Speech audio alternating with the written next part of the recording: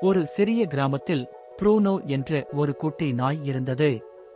அவன் பழுப்பு நிற கோடையுடன், விழிக்கக்கூடிய பெரிய கண்களுடன், சுழன்றாடும் வாலுடன் மிகவும் அழகாக இருந்தான். ப்ரூனோவுக்கு மிகுந்த சுருக்கமான பழக்கம். அவன் எல்லாவற்றையும் ஆர்வமாக பார்த்துவிட்டு பின்னால் ஓடுவான். தினமும் காலையில் பூச்சிகள் பின் ஓடுவான். வாலை தானே சுற்றி பார்ப்பான். கிராம மக்கள் அனைவரையும் பாய்ந்து சென்று வாழ்த்து சொல்வான். ஒருநாள் ஒரு குட்டி பூனை சுவர் மேல் ஏறியபடி சிக்கிக் கொண்டது. அது மிள மிள என்று அழுதது. "உஃப், பயப்படாதே, நானிருக்கேன்" என்று ப்ரூனோ குரைத்தான். அவன் விரைந்து ஓடி விவசாயியை அழைத்தான். விவசாயியின் காலில் கடிக்காமல் மெதுவாக பறித்துக் கொண்டு குரைத்தான். விவசாயி ப்ரூனோவை பின்தொடர்ந்தார். அவர்கள் சென்று பார்த்தபோது பூனையை மெதுவாக தூக்கி கீழே இறக்கினார்.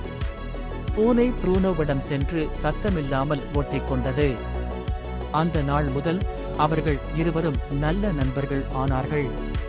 அவர்கள் ஒன்றாக மரத்தடியில் தூங்குவார்கள், பிஸ்கட்டுகளை பகிர்ந்து கொள்வார்கள், பூச்சிகளை தேடி ஓடுவார்கள்.